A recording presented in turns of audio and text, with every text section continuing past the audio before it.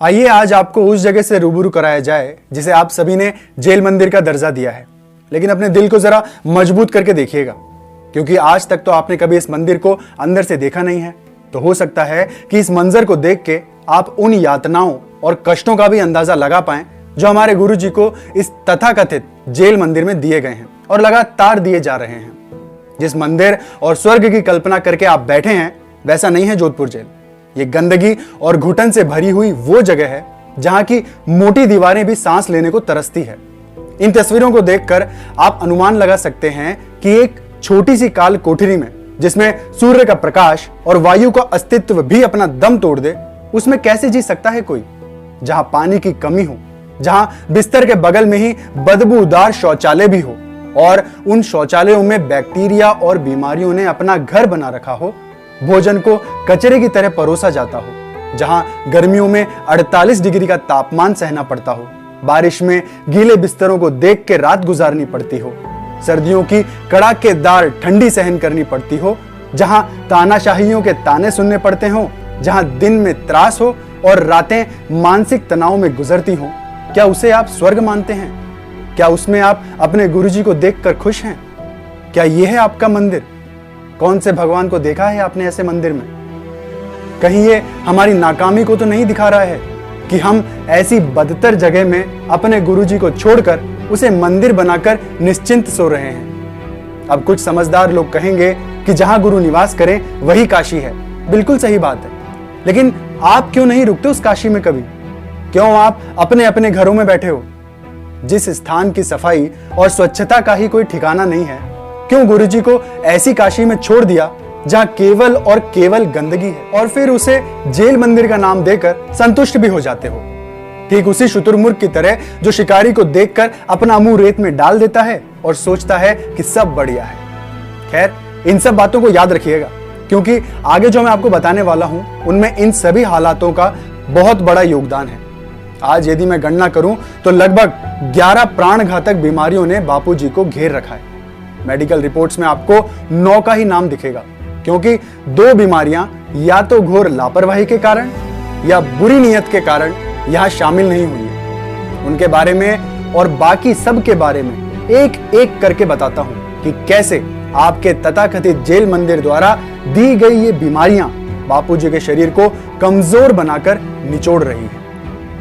में एम्स की 2015 की मेडिकल रिपोर्ट यदि हम देखें तो यहां आपको यह बीमारी दिखेगी, जिसका नाम है ट्राइजेमिनल न्यूरल्जिया, यानी त्रिनाड़ी शूल दोष या अनंतवाद। यही बीमारी एम्स की 2016 की रिपोर्ट में भी आप यहां देख सकते हैं। त्रिनाड़ी शूल दोष से वयोवृद्ध बापूजी तब से ग्रसित हैं जब से वे एक एक दिन में 3 से 4 शहरों में जा जाकर लोगों को सनातन धर्म के ज्ञान से अवगत करा रहे थे। देश के कोने कोने में सत्संग पहुंचाने और समाज के कमजोर वर्ग को ऊपर उठाने के दौरान बापूजी को मिला कठोर मानसिक श्रम, अविरत यात्राओं का शारीरिक कष्ट, हवामान के बदलाव से स्वास्थ्य में गिरावट, और इन सब से बढ़कर मिला त्रिनाड़ी शूल दोष का वो असहनीय दर्द जो उनके मस्तिष्क में एक अणु बम की तरह फटता है। अब पहले जब इस बीमारी की पीड़ा उठती थी तो प्रशिक्षित आयुर्वेदाचार्यों और वैद्यों के तत्वावधान में हुई आयुर्वेदिक क्रियाएं और आयुर्वेदिक उपचार कुछ हद तक राहत देने में सहायक सिद्ध होते थे। लेकिन जरा विचार करिए कि जेल में बिताए पिछले 7.5 सालों में जब उनको कोई आयुर्वेदिक क्रिया या सही उपचार उपलब्ध ही नहीं कराया गया, तो उनका शरीर कैसे सहता होगा उस दर्दनाक पीड़ा को, जिस पीड़ा ने कईयों को आत्महत्या करने पर मजबूर कर दिया। ट्राइजेमिनल न्यूरल्जिया के लिए डॉक्टर्स ने उन्हें कार्बेमेज़ापाइन नाम की एलोपैथी दवाई प्रिस्क्राइब करी है। लेकिन यदि इस दवाई के साइड इफेक्ट्स को देखें तो बापूजी की उम्र के किसी भी मरीज को यदि यह दवाई दी जाती है तो उनमें तंद्रा, द्विदृष्टिता या नेत्र ज्योति के धुंधली होने की संभावनाएं बहुत बढ़ जाती है। इतना ही नहीं, मिर्गी के दौरे, श्वास लेने में दिक्कत और कोमा में जाने की संभावनाएं भी बढ़ जाती है। यह भी विचार करिएगा कि जेल में जब उन्हें त्रिनाड़ी शूल दोष की पीड़ा उठती होगी तो वहां का शोरगुल और चिल्ला चौहट तथा गुजरती रेलगाड़ियों के हॉर्न की भारी आवाजें सहस्रों बाणों की तरह आकर बापूजी को चुभती होगी। कहा जाता है कि प्रसव की पीड़ा जन्म देने वाली मां के प्राण भी ले सकती है। त्रिनाड़ी शूल दोष की पीड़ा को उससे भी ज्यादा आंका गया है। ऐसे में यदि बापूजी को इस बीमारी के सही उपचार के बिना जेल के एक कोने में छोड़ दिया जाता है तो इसका क्या मतलब निकालते हैं आप? –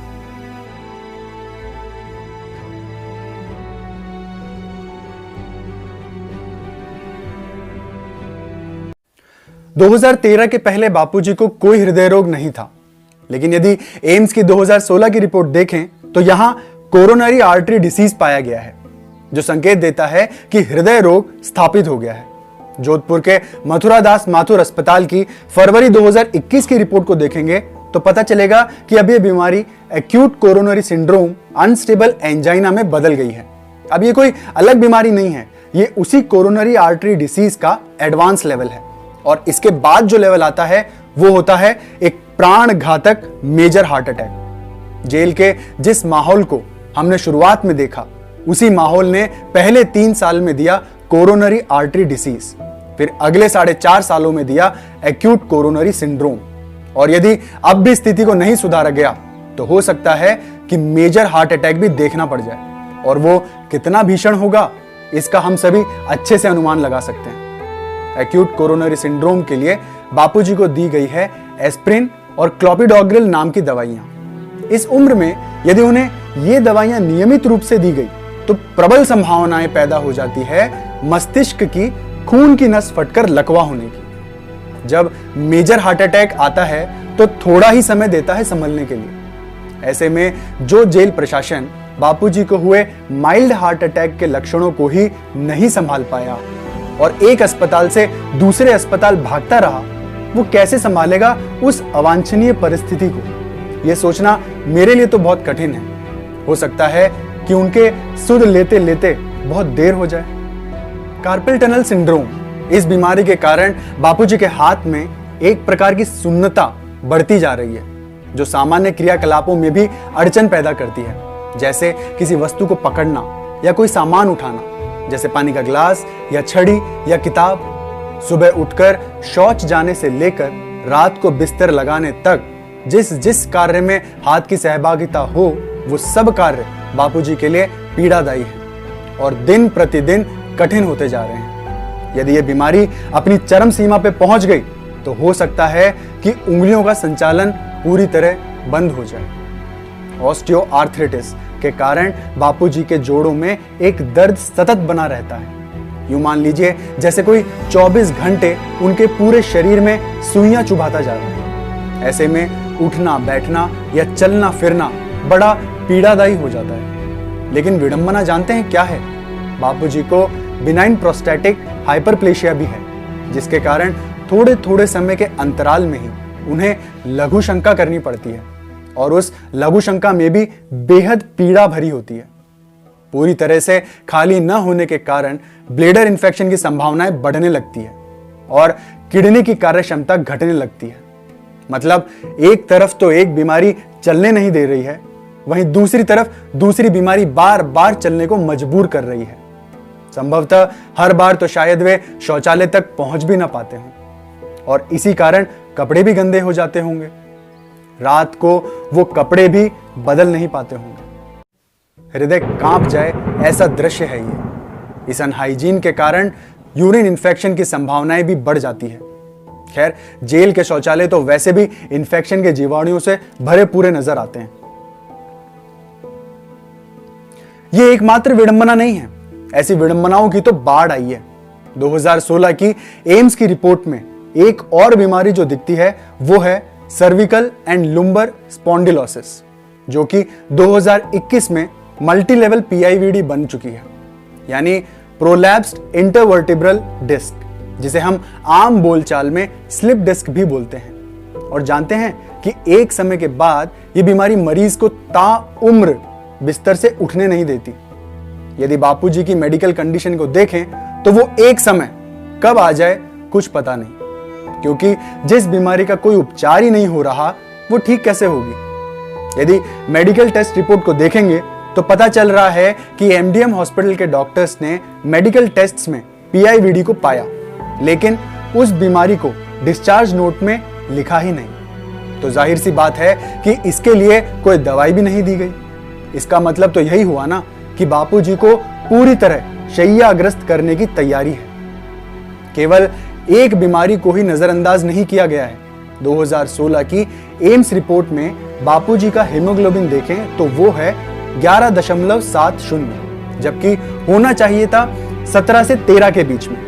2021 की मेडिकल रिपोर्ट में तो ये घटकर मात्र 9.1 पर आ गया है। यानी कि बापूजी को एनीमिया भी है और उसका भी उल्लेख एमडीएम हॉस्पिटल के डिस्चार्ज नोट में कहीं नहीं है। मतलब इस बीमारी का भी कोई उपचार नहीं हो रहा है तो बस इंतजार कि कब ये सब बीमारियां अपने भयानक स्वरूप में आए और ये लोग कह सकें कि अब हमारे हाथ में कुछ नहीं है। कितनी बीमारियों के बारे में बताऊं मैं? Urinary frequency and urgency, hypothyroidism, low vitamin D, prostatomegaly, ये सब भी घर बना के बैठी हैं बापूजी के शरीर में। यदि मेडिकल रिसर्च पेपर्स को भी हम पढ़ें तो पता चलता है कि बापूजी की उम्र में यदि किसी मरीज को वो सब बीमारियां हों जो बापूजी को है, खासकर हार्ट की बीमारी, तो उन मरीजों में मृत्यु दर अगले 1 साल के लिए 30% तक होती है, और वो भी उनके लिए होती है जिन्हें पूरा इलाज मिले। तो बापूजी के केस में तो ये दर कितनी बढ़ जाएगी आप खुद ही सोचिए। और इन सब के ऊपर ये कोरोना का कहर। कोरोना के लिए तो बुजुर्ग आयु के लोग सबसे आसान शिकार होते हैं। सरल भाषा में कहूं तो बापूजी के शरीर के लिए अगला 1 साल बहुत ही संवेदनशील है। जेल की बात करें तो हर कैदी की देखरेख और उचित स्वास्थ्य उपचार की जिम्मेदारी होती है जेल प्रशासन की, या कह लीजिए जेल सुपरिटेंडेंट की। बापूजी के केस में तो जेल सुपरिटेंडेंट पूरी तरह फेल हुए हैं इस जिम्मेदारी को निभाने में, और ये मैं आपको एक ज्वलंत उदाहरण देके समझाना चाहता हूं। 2014 में जोधपुर के एसएन मेडिकल कॉलेज के मेडिकल बोर्ड ने यह रिपोर्ट दी कि बापूजी के शरीर को एलोपैथिक दवाइयों से कोई राहत नहीं मिल रही है और ये दवाइयां उनके शरीर को स्वस्थ करने में असरदायक नहीं है। इसका मतलब तो साफ हो गया ना कि बापूजी को एलोपैथिक ट्रीटमेंट न दिया जाए और जो उपचार उनके शरीर के हिसाब से उचित हो वो उन्हें दिया जाए।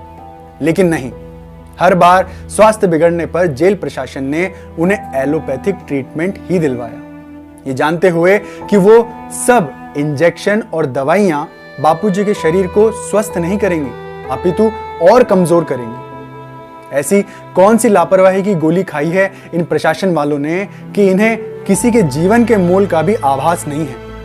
ये भी तो नहीं पता कि ये लापरवाही है या कुछ और।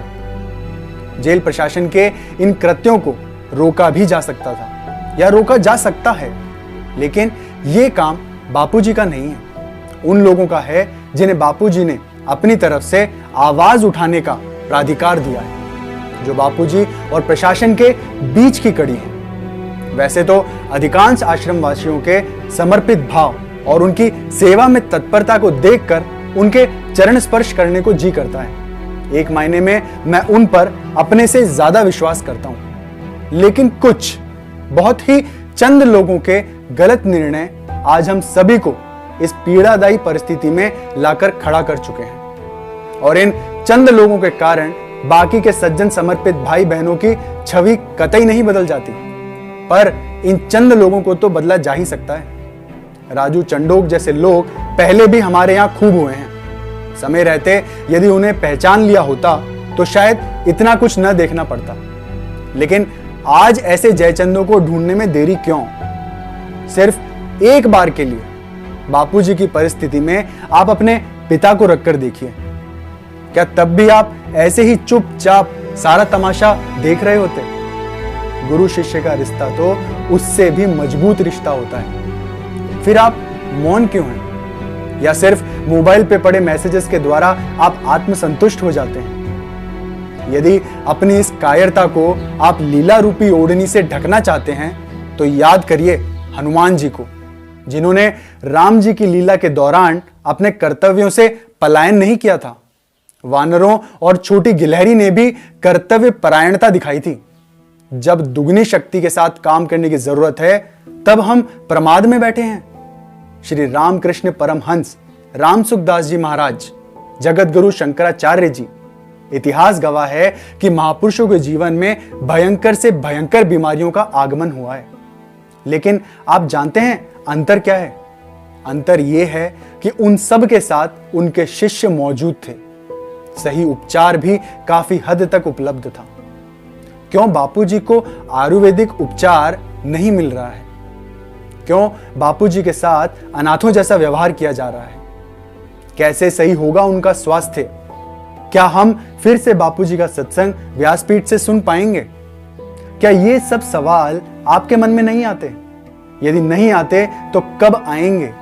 और यदि आते हैं तो इनके जवाब आप कब ढूंढेंगे? समर शेष है नहीं पाप का भागी केवल व्याध। जो पाप कर रहे हैं उनको तो पापों के अनुसार गति मिलेगी ही, लेकिन जो मूक होकर सब देखते जा रहे हैं, कोई आवाज नहीं उठा रहे हैं, जो तटस्थ हैं, समय लिखेगा उनका भी अपराध।